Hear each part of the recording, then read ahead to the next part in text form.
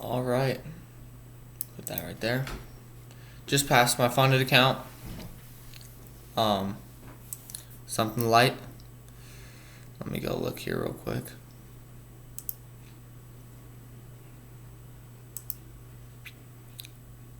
Just made $3,600. Needed to get to 265,000. Did it. Passed the account. I got $250,000 in funding by the time I turned 18. So yeah, that's pretty chill. I'm gonna go over the trade right now. I just took. I don't know why there's 4 sell arrows, but I'm gonna just go over this right now. A lot of stuff going on, as you can see. So, just remove everything, and we'll start from the very beginning, I guess.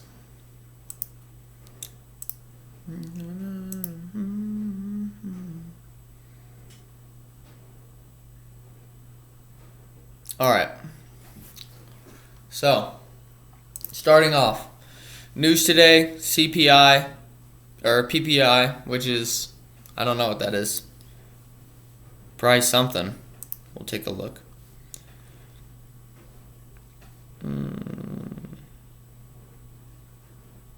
Well, why traders care? It's the leading indicator of consumer inflation. So, that's probably going to jack with the markets a little. So, and that's at 8:30. So yeah, so going into the day right here, we'll go to the daily first.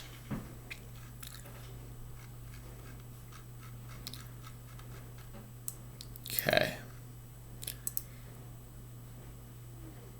On the daily, we've got this fair value gap right here, as you can see. We also have this liquidity on the daily time frame right here, and that's basically all I'm seeing on the daily so far. So I'm bullish. I'm kind of bullish right now. I think price is going to go up into this area right here and then come down as of right now. We also have this long wick right here telling me that buyers are starting to come in control for the day. So I want to get in on that. 4 hour, looking at the 4 hour chart, we've got, we have this 4 hour fair value gap, as well as this 4 hour fair value gap right here.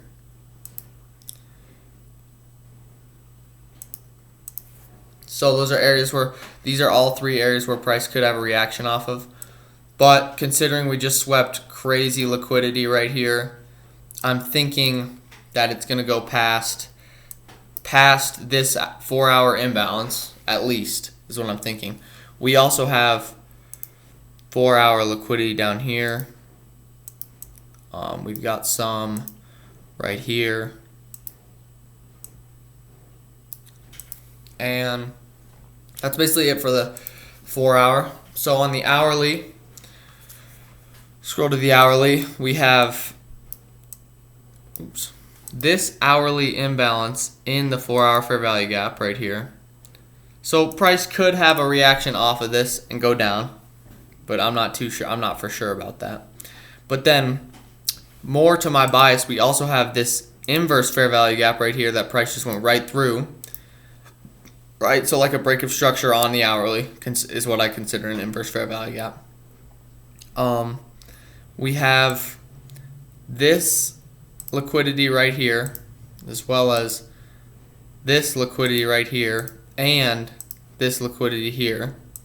So these are all of this is just potential areas where price, could react off of, I guess. But I still think price is going to want to go higher up. So going down, I wasn't seeing a lot on the 5 minute or the 30 minute. Actually on the 30 minute, there was this fair value gap caught, like another fair value gap made through the inverse fair value gap, which is just extra confluence, if you know what I mean. So, let me go to 8:30. All right. So, this is when I wake up right here. And I'm thinking price is going to want to come up somewhere to here maybe, if not further, and then go down. So, I'm bullish. I was originally bearish, but switched my bias, talked to my cousin a little. And yeah, whoops. So now we're just going to go through and see what happens on the 1 minute for news, because news comes out at 8:30, so I think it's coming up. This is news.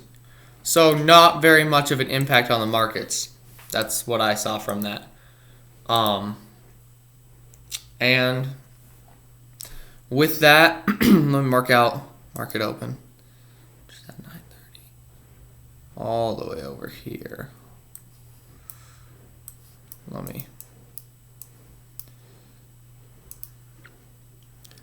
All the way over here. So now we go back to the 5 minute. I went to class. I wasn't really watching the charts from this period till market open. I wasn't watching any of it at all. But we can just go through. Just keep going, and boom, we get the liquidity sweep. So maybe price will fall down. That's what I'm thinking. We get that. Price starts to fall down right to here. But I'm not totally convinced, and we swept these double highs. So now I'm thinking more that price wants to go down. So I'm like, maybe I shouldn't be taking buy positions. See that move down? But then I'm just waiting, I'm waiting. So we got the liquidity sweep, we got the break of structure. I was waiting for a fair value gap to enter, and we never got it, so I didn't enter. And which is good. That's what the strategy calls for, and strategy didn't like fully fulfill, so I didn't take the trade, which is good because then this happens, right? And we get this. So now we just broke above all of these highs in a 4-hour fair value gap with a 5-minute fair value gap. So this is pretty strong indication to me that price wants to continue up further. So I marked this 5-minute fair value gap out. Now we can scroll down to the 1 minute. That's this right here is the fair value gap that I marked out. So now, scroll through this. I don't think I bought right there. I think it was the next one. Yeah, I bought right here. So, boom. I bought right there. And I set my stops. I set my stops right here with my take profits up to, wait.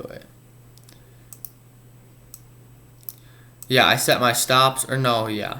Let me look on the 5-minute actually. I set my stop right there. My take profit was